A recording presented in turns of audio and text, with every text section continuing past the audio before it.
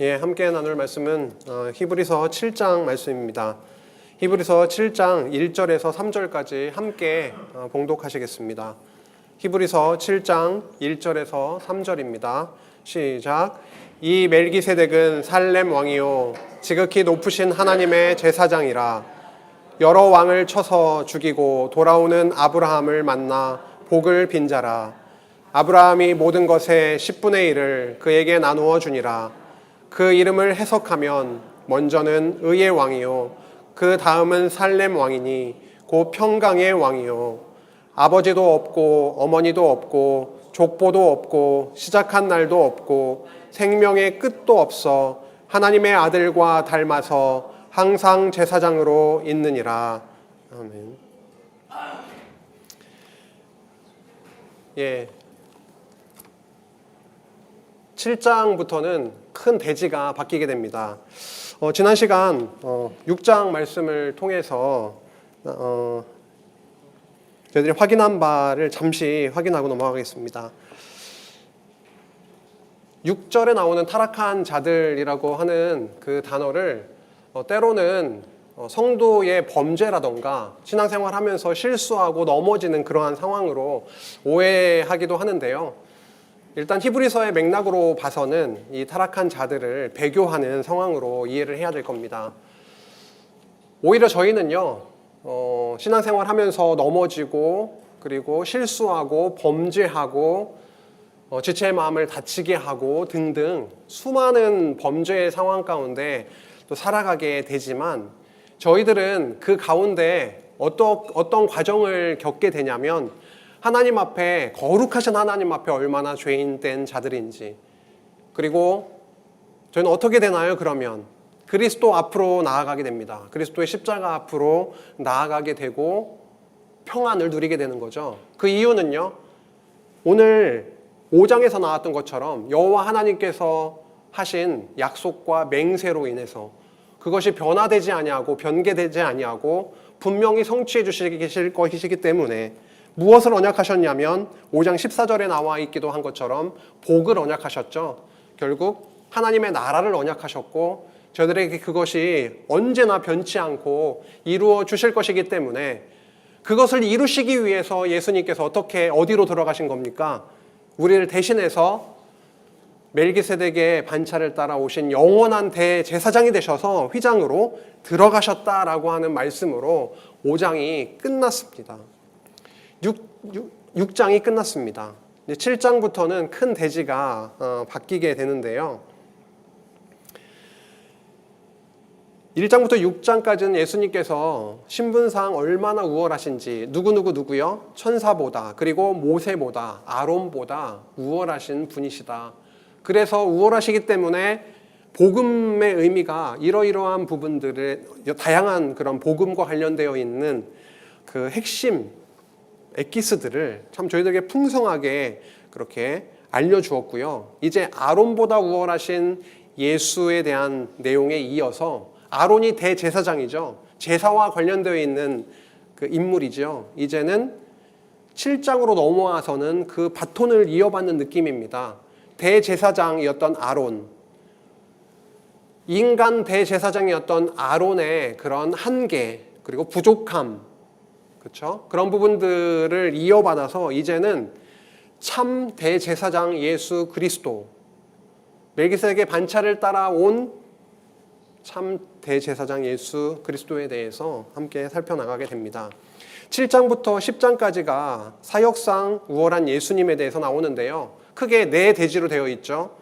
첫 번째는 제사 사역에 대해서, 제사장 사역이죠. 더 정확하게 말하면 제사 사역에 대해서, 그 다음 성막 사역, 그 성막, 그리고 성막이 나중에는 이제 성전이 되는 것이죠. 그 다음에 제물 사역, 짐승을 제물로 잡아서 드렸던 그 제사, 구약의 제사가 있는데요. 이제는 참 제물로 오신 예수 그리스도에 대한 부분이 나오고요. 결국 제사장, 성막, 제물 사역이 함께 묶여서 대속 사역으로 그렇게 정리가 되겠습니다. 그래서 7장부터 12장까지는요, 굉장히 중요한 거죠. 히브리서에 있어서 앞서 왜 우월하신 예수님에 대해서 말씀을 했느냐, 결국은 지금 중간에 나오는 예수님의 사역이 이렇게 우월하시다. 성전 사역, 성전으로 오셔서 하신 사역이 이렇게 의미 있는 일이다라고 하는 거죠. 그래서 모형적으로 구약에서는 건물 성전을 통해서 제사장도 그리고 제물도 드려지는 그 제사가 있었지만 이제는 참 성전으로 이 땅에 오셔서 영원한 성전 사역을 하신 대제사장 예수 그리스도에 대해서 그렇게 증거를 하고 있습니다. 6장 20절이 마지막 절이었죠. 그리로 그 휘장으로 앞서가신 예수께서 멜기세덱의 반차를 따라서 영원히 대제사장이 되어 우리를 위하여 들어가셨느니라. 영원히라고 하는 단어가 오늘 7장에서 굉장히 중요하게 나올 겁니다. 멜기세덱의 이름을 조금 보고 넘어가겠습니다. 뒤에 보면 이 이름을 번역하면 그런 부분이 나오죠. 7장 초반에. 그래서 멜기세덱이라고 하는 것은 히브리어로 보면 말히 제데크 이렇게 되어 있습니다. 말히, 멜레흐라고 하는 게 왕입니다. 말히, 히가 붙으면 나의 왕입니다. 나의 왕은 제데크, 의로우시다라고 한 뜻입니다. 멜기세덱의 이름이 굉장히 좋죠. 나의 왕은 의로우시다.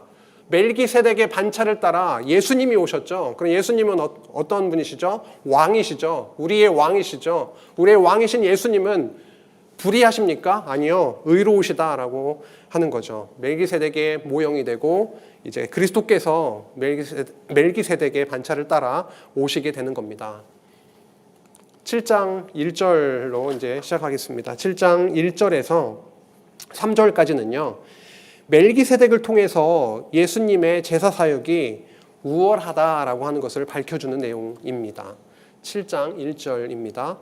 이 멜기세덱은 살렘 왕이요 지극히 높으신 하나님의 제사장이라.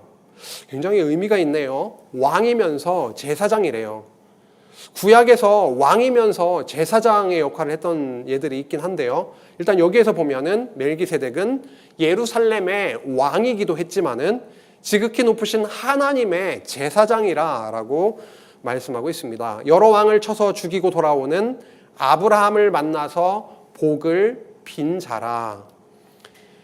창세기 14장에 보면은요, 그 아브라함이 소돔에서 있을 때 그 연합군들이 와서 다 탈취해 가고 가족들 아내 할 거 없이 다 탈취해 갔는데 318명의 훈련된 사람들과 함께 가서 전쟁을 치르고 이길 수 없는 전쟁인데요.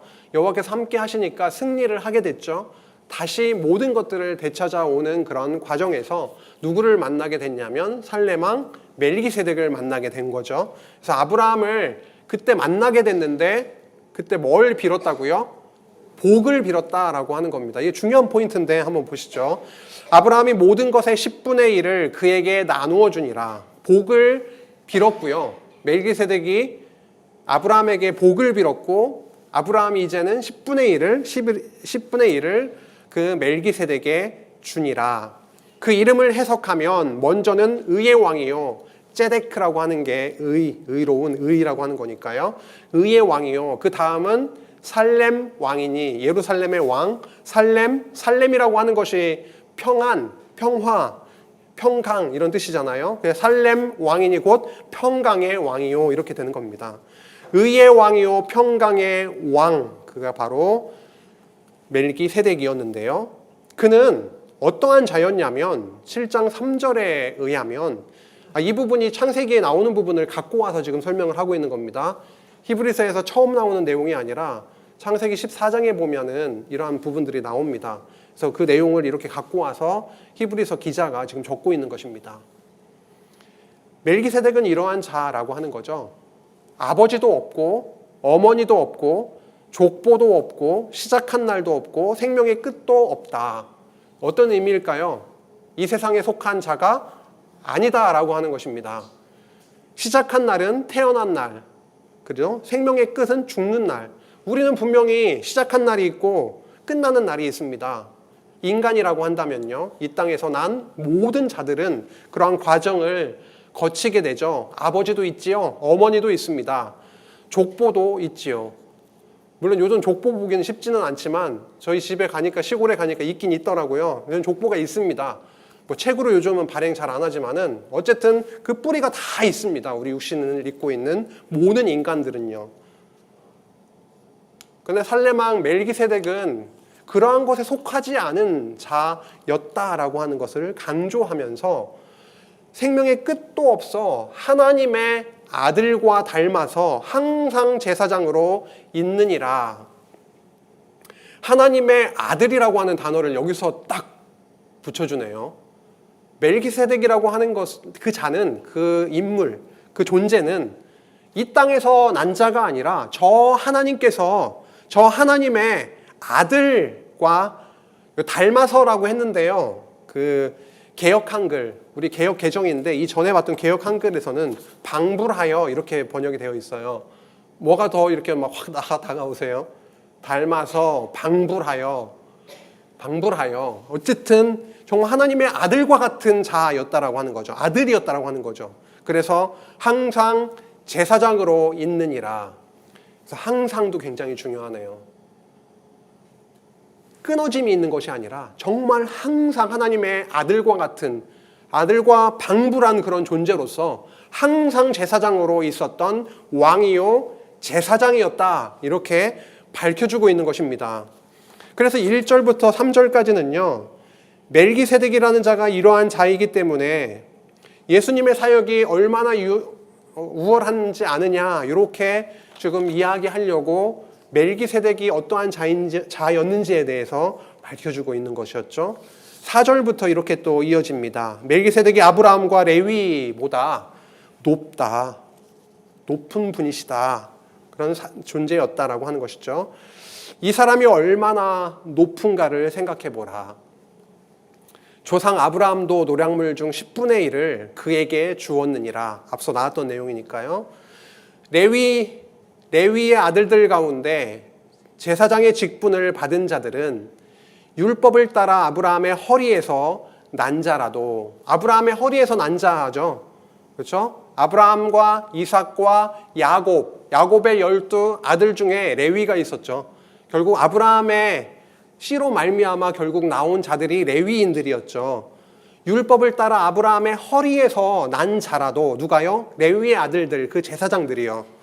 그렇게 레위의 아들들 제사장들이 자기 형제인 백성에게서 10분의 1을 취하라는 명령을 받았으나 실제로 레위인들은 백성들에게, 자기 형제들에게 10의 1을 받아서 생활도 하고 여호와 하나님을 섬기는 그 성전 사역을 감당을 했었죠. 그 레위인들에 대해서 이렇게 얘기한 다음에 6절에 넘어가서는 레위 족보에 들지 아니한 멜기세덱. 아까 멜기세덱은 아버지도 없고 어머니도 없고 족보도 없고 저 하나님의 아들과 같은 그런 자, 항상 제사장으로 있었던 자, 이렇게 말씀했던 것처럼 레위인의 족보에 멜기세덱은 들지 않습니다. 레위 족보에 들지 아니한 멜기세덱은 아브라함에게서 10분의 1을 취하고 약속을 받은 그를 위해서 복을 빌었다라고 합니다. 아까 복을 빌었다라고 하는 게 처음에 말씀이 나왔었는데요. 이 복을 빌었다라고 하는 것을 얘기하면서 논란의 여지 없이 낮은 자가 높은 자에게서 축복을 받느니라. 좀 생각을 해보시면 축복을 낮은 자가 종이 임금에게 축복을 하는 것이 아니라 왕이 종에게 축복을 하는 거죠. 높은 자가 낮은 자에게 축복을 하는 거죠. 그래서 낮은 자는 아브라함을 얘기를 하고 있고 높은 자는 멜기세덱을 말하고 있습니다. 아브라함과 멜기세덱을 일단 비교를 하고 있는 거죠. 멜기세덱이 훨씬 더 지금 높은 자리에 있는 자, 높은 자이다. 아브라함은 낮은 자이다. 축복을 했지 않느냐, 이렇게 합니다. 그러면 또 여기는 죽을 자들이 10분의 1을 받으나, 여기는 죽을 자들이 10분의 1을 받는다. 육신을 입은 그 인간 제사장들, 레위 제사장들, 레위 계통의 제사장들이 10분의 1을 받으나 저기는 산다고 증거를 얻은 자가 받았느니라. 영원히 제사장으로 있는 자.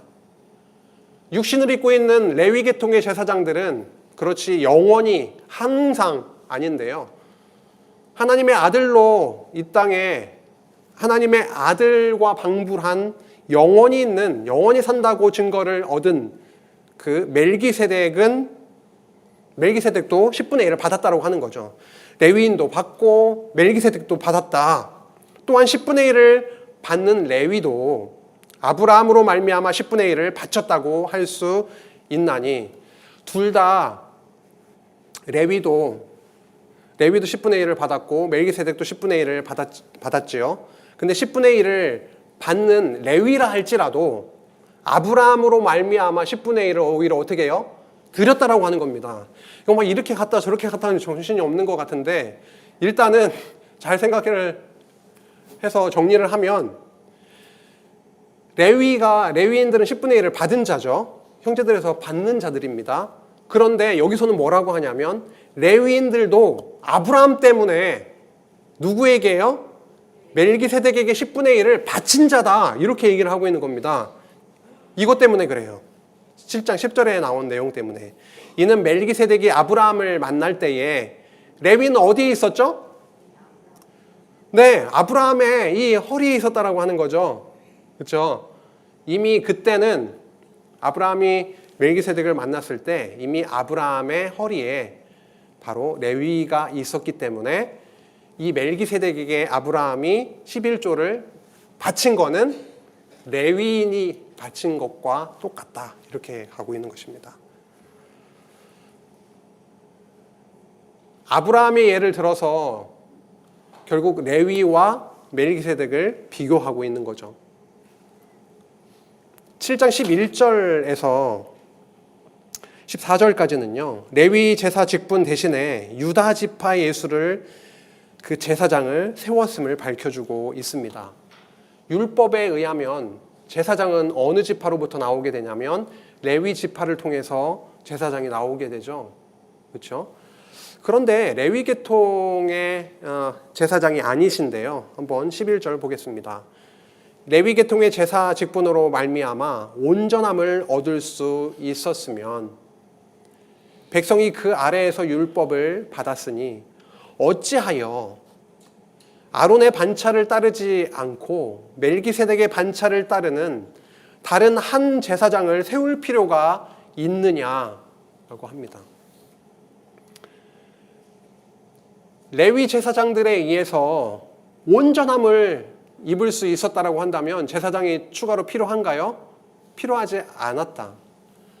레위 계통의 제사장들이 부족하고 온전하지 못했기 때문에 온전한 역할을 제사장으로서 완전하게 다 이룰 수 없는 육신을 입고 있는 제사장들이었기 때문에 참 제사장, 멜기세덱 반차로 온 다른 한 제사장을 세울 필요가 있었다라고 하면서 제사 직분도 이렇게 바뀌었은즉 율법도 반드시 바꾸어지리니라고 합니다.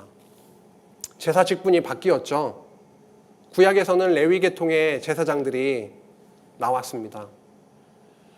성전 70년에 로마 티투스 장군에 의해서 예루살렘 성전이 무너지기 전까지도 유대인들, 그 레위 계통의 제사장들이 계속 이어서 제사를 드렸었죠.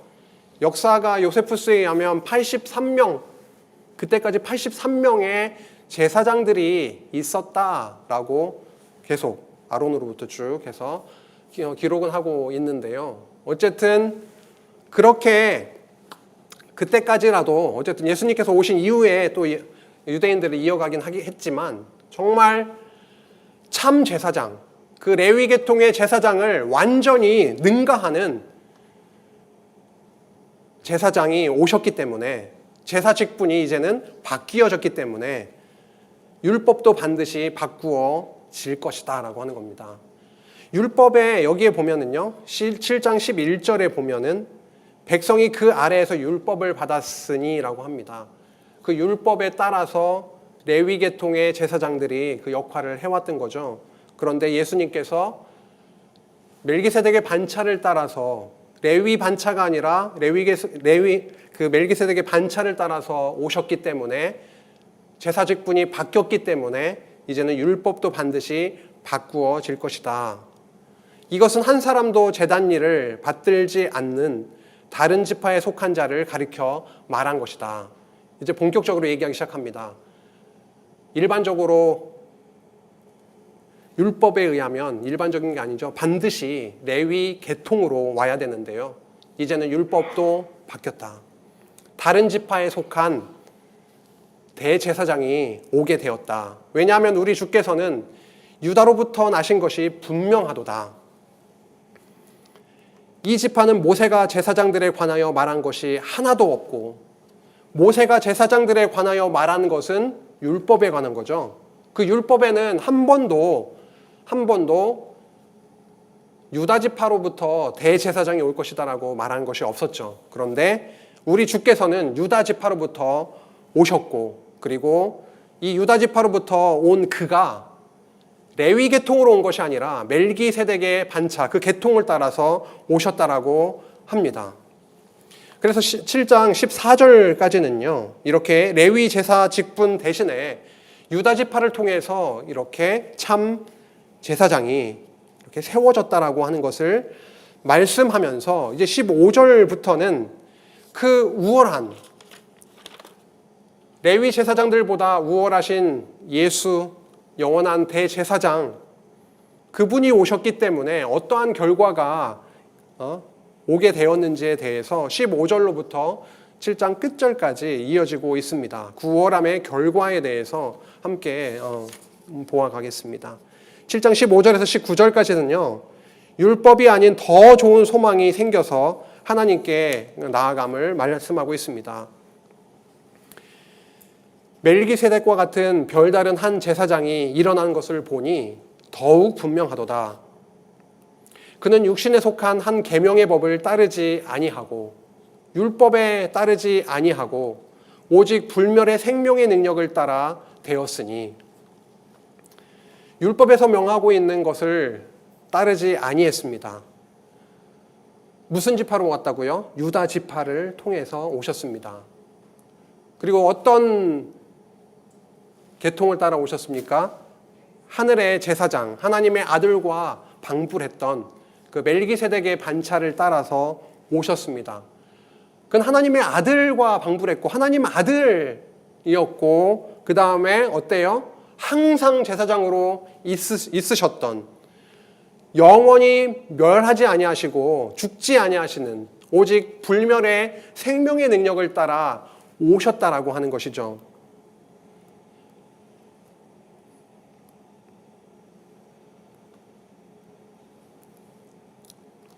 증언하기를 내가 영원히 멜기세덱의 반차를 따르는 제사장이라 하였도다.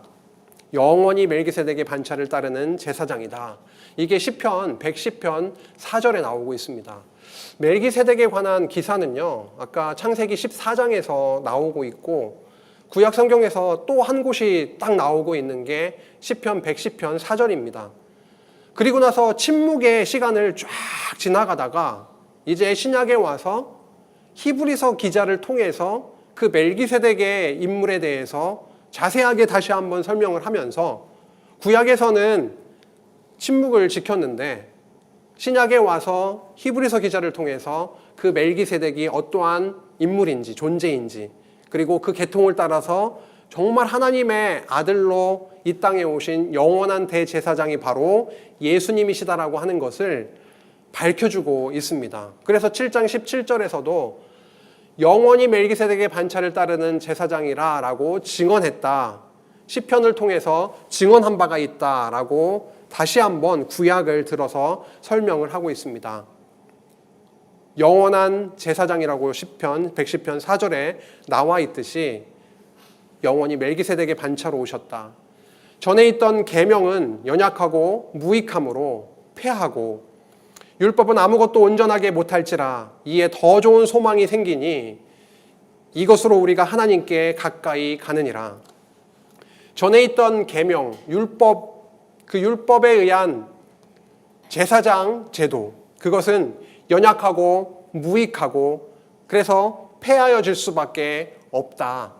여기 보면 계명은 연약하고 무익하고 폐하고라고 하니까 율법을 완전히 아무 의미 없는 것처럼 그렇게 문자적으로는 보일 수 있는데요. 전혀 그건 아니죠.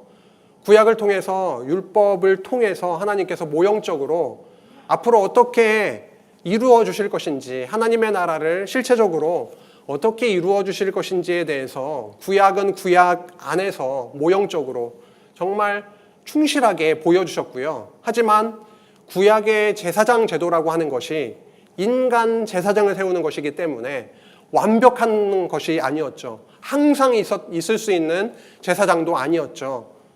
하지만 하늘의 제사장으로 이 땅에 오신 예수님은 그 인간 제사장과는 완전히 다른 우월하신 제사장으로, 참 제사장으로 오셨다라고 하는 것을 근거로 계명은, 그 율법은 연약하고 무익하고 폐하여지게 되지만은 이에 더 좋은 소망이 생기니 이것으로 우리가 하나님께 가까이 가느니라. 율법은 아무것도 온전하게 못할지라 불완전하다라고 하는 표현을 하고 있습니다. 누구랑 비교를 하면요, 오신 그리스도, 완전한 대제사장, 항상 살아계셔서 불멸의 생명으로 세워지신 대제사장 예수 그리스도에 비하면 그 구약의 율법에 의한 제사장은 불완전하다, 완전하지 못하다라고 하는 것을 말씀합니다. 그래서 이에 더 좋은 소망이 우리에게는 이제 생기지 않느냐, 이것으로 우리가 하나님께 가까이 가게 된다라고 말씀합니다. 그래서 더 좋은이라고 하는 것 자주 나오거든요. 히브리서에 보면 더 좋은 이런 단어가 자주 보이게 됩니다. 우리 개론에 보면은 우월하다, 우월한이라는 단어가 저기 제목에 나와 있는데요. 그러한 같은 의미인 것이죠. 더 좋은, 더 뛰어난, 더 우월한 그런 소망이 생기게 되었다. 구약도 구약 안에서 소망을 가지게 했던 거죠.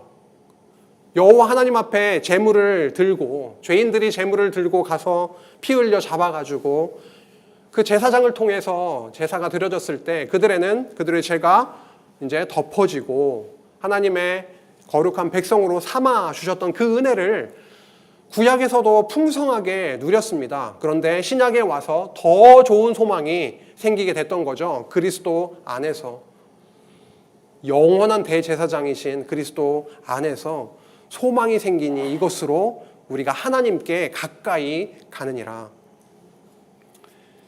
7장 20절부터는요, 25절까지 더 좋은 언약의 보증 결과로 인해서 구원을 얻게 된다라고 말씀하는데요. 7장 20절에 보면은 또 예수께서 제사장이 되신 것은 맹세 없이 된 것이 아니다. 아까 시편 110편 4절 말씀하는 것입니다. 그들은 맹세 없이 제사장이 되었으되 오직 예수는 자기에게 말씀하신 이로 말미암아 맹세로 되신 것이라. 시편 110편 4절을 계속 언급을 하는 겁니다. 인간 제사장들은요, 맹세 없이 제사장이 되었지만 예수님은 다르다라고 하는 거죠. 맹세로 되셨다. 주께서 맹세하시고 뉘우치지 아니하시리니, 하나님은 한번 약속하시거나 맹세하시면 그것을 변개하지 않으시잖아요. 다시 되돌리시지 않으십니다. 뭐라고 맹세하셨다라고 하는 거죠? 내가 영원히 제사장이라 라고 시편 110편 4절에서 맹세하셨다. 그래서 예수님은 맹세를 통해서 대제사장이 되신 것이다. 이와 같이 예수는 더 좋은 언약의 보증이 되셨느니라. 구약의 언약도 복음을 다 포함하고 있고 그림자적으로 모형적으로 저희들이 오실 그리스도를, 하나님의 나라를 바라보게 하는 너무도 중요한 복음이었습니다. 그런데 이제는 더 좋은 언약, 옛 언약인 구약의 율법과 대비되는 더 좋은 언약의 보증이 바로 예수께서 보증이 되셨다라고 밝혀주고 있네요. 히브리서 기자는요, 참 재밌는 특이한 방식으로 이 서신을 기록해 나가고 있습니다. 앞서서도 그랬죠. 멜기세덱에 대한 내용을 띄엄띄엄 언급해 놓고 사실 바로 멜기세덱에 대해서 자세하게 풀어가지 않았습니다. 대제사장이라고 하는 내용을 3장에서도 얘기하고 중간중간에 계속 얘기를 하고 있었는데도 그 대제사장에 대해서 자세하게 풀지를 바로바로 풀지는 않았어요. 여기서도 더 좋은 언약이라고 나오지 않습니까? 뒤에 나오면 새 언약, 옛 언약과 대비되는 새 언약에 대해서 뒤에 또 풍성하게 풀어갈 거거든요. 자꾸 앞에서 먼저 얘기해주고 이제 기대를 하게 합니다. 더 좋은 언약의 보증이라는 게 어떠한 의미인지, 옛날에 옛 언약도 있었는데 이제는 새 언약, 그 더 좋은 언약은 무엇인지 이렇게 기대를 하게 합니다. 이와 같이 예수는 더 좋은 언약의 보증이 되셨느니라. 제사장 된 그들의 수요가 많은 것은 죽음으로 말미암아 항상 있지 못함이로되, 구약의 제사장들이 엄청 많았습니다. 육신을 입고 있기 때문에 열심히 제사장 역할을 하다가 어떻게 되나요? 이제 육신이 다 되면, 하나님이 정하신 때가 되면은 죽게 되죠. 계속 죽어나가니까 계속 채워지는 제사장들이 필요했던 것입니다. 그래서 수가 많았습니다. 제사장 된 그들의 수요가 많은 것은 죽음으로 말미암아 항상 잊지 못함이로되, 오늘 7장을 시작을 하면서 7장 3절에 이렇게 됐었죠. 하나님의 아들과 닮아서 항상 제사장으로 있느니라. 7장 3절에 그렇게 시작을 했었는데요. 다 의미가 있는 거죠. 인간 제사장들은 수요가 엄청 많다.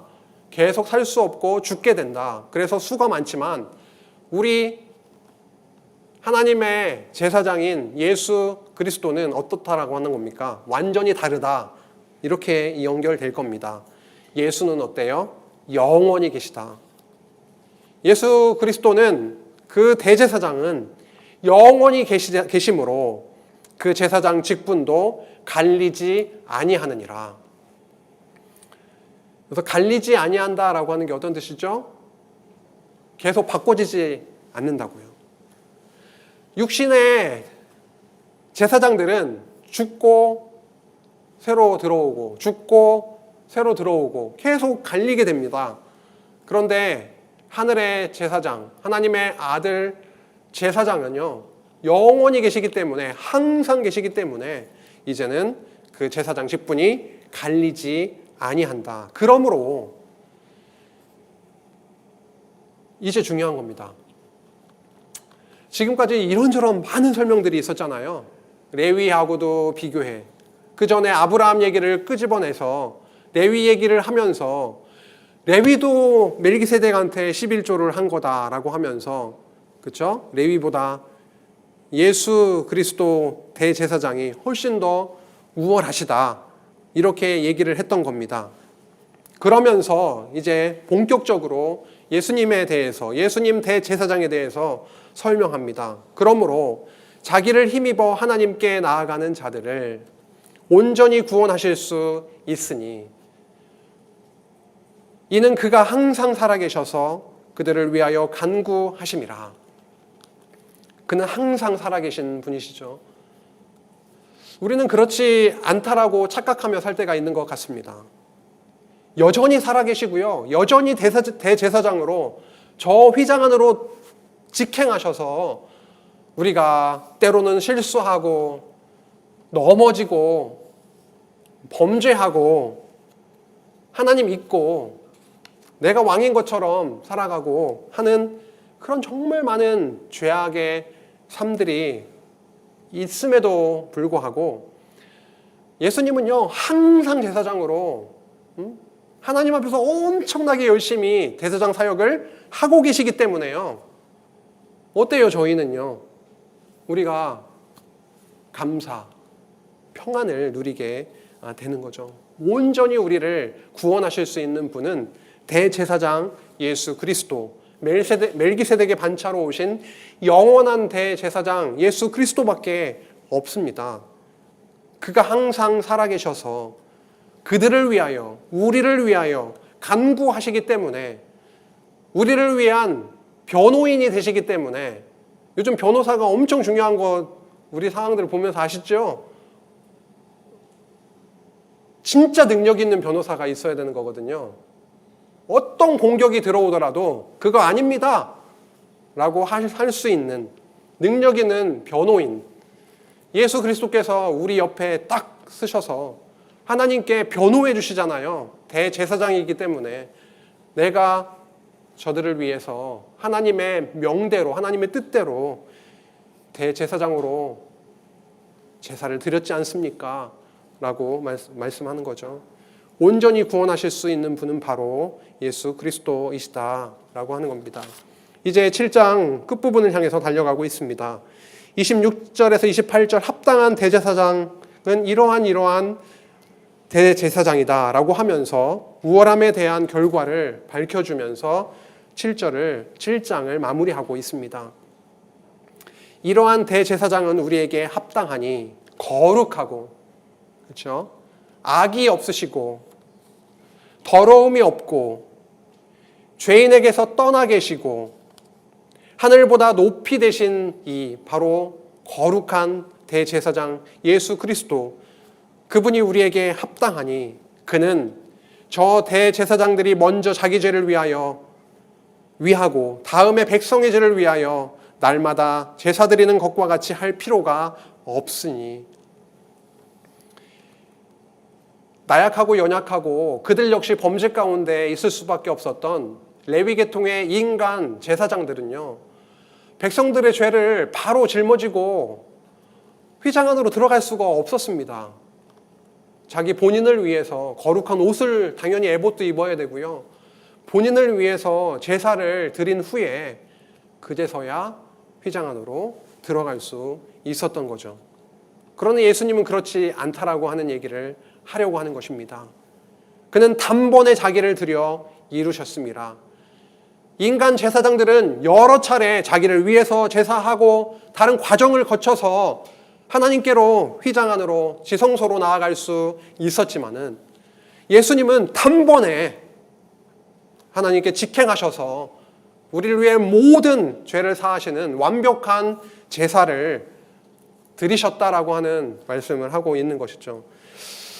속죄일에, 대속죄일에 1년에 한 번씩 그 대제사장들이 제사를 위해서 휘장 안으로 몇 번 들어갔는지 혹시 아십니까? 일단 확실한 것은 2번은 들어가야 되는 거겠죠? 왜? 본인을 위해서 한 번 들어가야 되는 거고요. 그렇죠? 그리고 백성들의 전체 죄를 위해서 또 들어가야 되는 것이겠죠?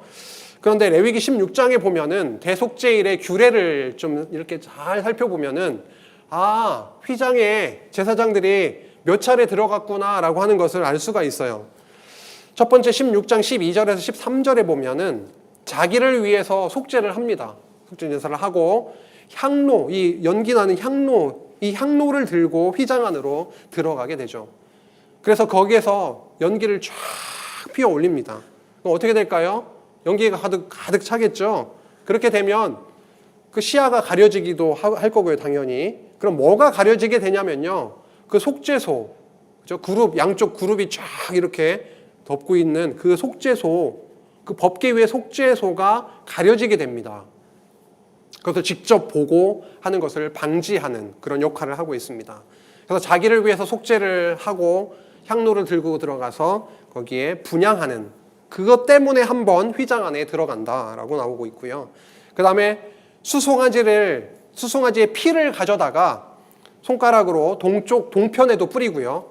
그리고 속죄소 앞에 7번 뿌리게 되는, 향로를 한번 갖고 들어가고 그리고 수송아지의 피를 가지고 들어가는 2번째가 있고요. 3번째로 백성을 위해서 속죄제 염소를 잡아서 그 피를 가지고 휘장 안으로 들어가서 속죄소 위 그리고 앞에 그 피를 뿌리게 되는 것을 확인할 수가 있습니다. 그래서 레위기서 16장에 의하면 적어도 제사장들은 단번에 들어가지 못했고요.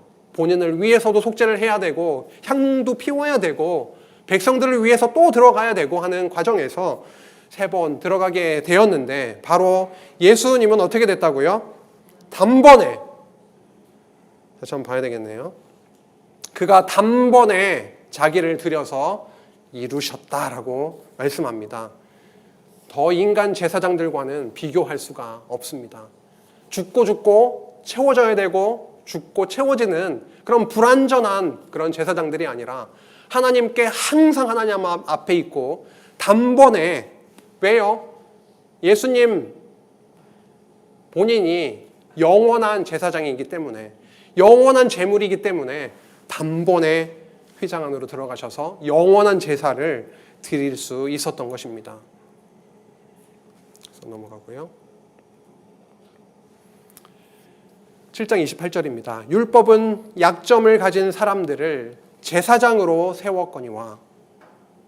율법 후에 하신 맹세의 말씀은, 그 맹세의 말씀은 그러니까 시편 110편 4절 말씀을 여기서 의미합니다.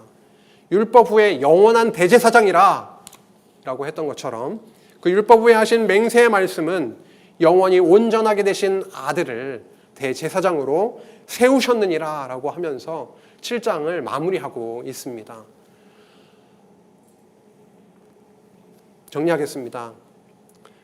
제사사역이 얼마나 우월하신지에 대해서 그 증거와 결과가 어떠한지 함께 7장을 통해서 나누었었는데요. 먼저는 멜기세덱에 대해서 나왔었죠. 멜기세덱은 하나님의 제사장이다. 그리고 의의 왕이다. 멜기ጼ데크라고 하는 것 자체가 의롭다라고 하는 뜻이니까요. 의의 왕이고 살렘의 왕이기 때문에 평강의 왕이었다. 결국 그리스도, 멜기세덱의 반차로 오신 그리스도 안에서 누리게 되는 것은요, 의롭게 되는 것, 거룩하게 되는 것, 그리고 하나님의 백성으로서 평강을 누리게 되는 거죠. 그래서 하나님의 아들과 방불한 제사장으로 오신 분이시다. 그분은 멜기세덱의 반차로 오신 영원한 제사장 예수 그리스도시다라고 하는 거 다시 한번 확인을 하면서, 그래서 무엇이 가능해졌냐면요, 온전한 구원이 가능해졌다라고 강조하고 있습니다. 그리스도 안에서 온전한 구원이 가능하다라고 하는 게 얼마나 중요할까요?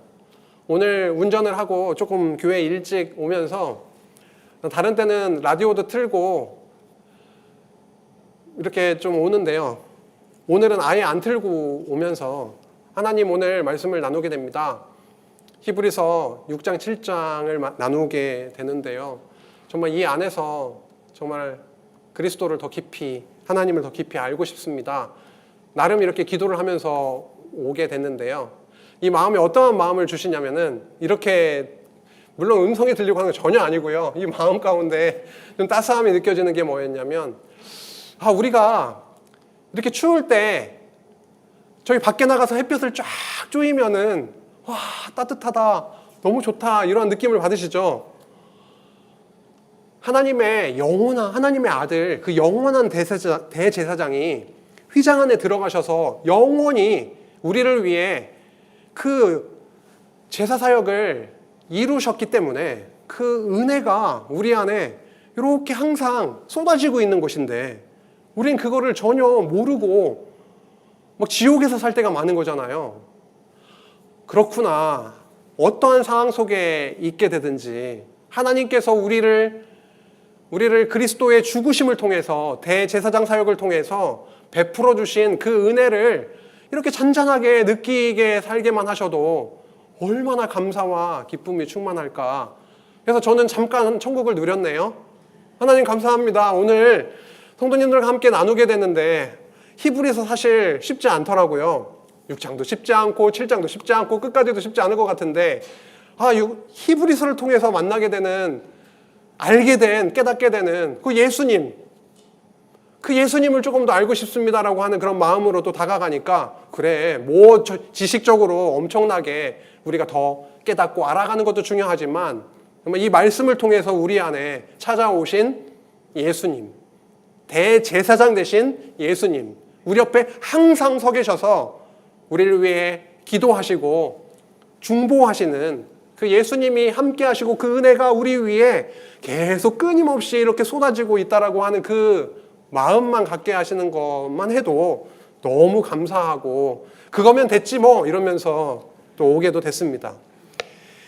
인간 대제사장과는 엄청나게 다르신, 영원히 온전하게 되신 아들 대제사장을 통해서 단번에 영원한 제사를 드리심으로 우리는 그 은혜를 정말 하루하루 순간순간 누리면서 살아가게 된 겁니다. 십자가에 달리셨죠. 그래서 단번에 모든 율법을 완벽하게 영원한 속죄를 이루셔서 의와 평강을 우리 안에 주시고 있습니다. 참 왕이시고요. 제사장 대신 그분 안에서만 우리의 영혼의 닻을 내릴 수 있잖아요. 어디에 우리의 닻을 내릴까요? 영혼의 닻을. 누구에게 내릴까요? 왕에게도 못 내리겠는데요. 우리나라 상황을 봐도. 정말 그리스도 안에만 우리의 영혼의 닻을 내리고, 정말 이 아무리 많은 그 어려움과 혼란함 속에서도 그 닻만 그리스도 안에 내려지게 되면 정말 더 성숙한 믿음의 성숙한 과정으로 하나님께서 아까 6장에서도 말씀하셨죠. 나아가게 하시면 정말 우리 안에 천국 하나님의 언약하신 그 나라가 더 풍성하게 누려질 겁니다. 우란 이 진리들이 히브리서를 통해서 이 독자들이 그것을 깨닫게 됐을 때 유대교로 돌아가야 되는가? 저기로 돌아가면 더 안정함을 누릴 수 있는데, 이것이 아니라 아니야. 예수 그리스도께서 어차피 우리를 위해서 고난당하신 그 고난당하심으로 인해서 영광과 존귀로 관쓰신 우리의 대제사장 되신 그리스도와 함께하며 겪게 되는 그 고통도 정말 이겨낼 수 있게 되는 그 성숙한 신앙의 과정으로 분명히 인도하셨을 겁니다. 우리 역시도 그렇게 해주시기를 바라고요. 그러한 과정을 통해서 그 교회는 어떻게 되나요? 이제 싸우게 됩니다. 전쟁을 하게 돼요. 복음을 우리한테 입혀주시고, 이제는 비진리와 우리 안에 꽉 들어차 있기도 하고, 우리를 또 외부에서도 공격해 들어오는 그 유대주의와 내가 무엇을 할 수 있어, 나의 의가 있어, 나에겐 조금이라도 가능성이 있어 라고 하는 그런 모든 것들을 다 부수어 주시고, 오직 우리를 위해 휘장으로 들어가신 그리스도, 그 대제사장만 바라보며 나아가게 하시는 그런 한 주 되시길 간절히 바랍니다. 기도하시겠습니다. 하나님 아버지, 우리는 무능력합니다. 우리 안에 유대주의적인 요소들이 꿈틀꿈틀합니다.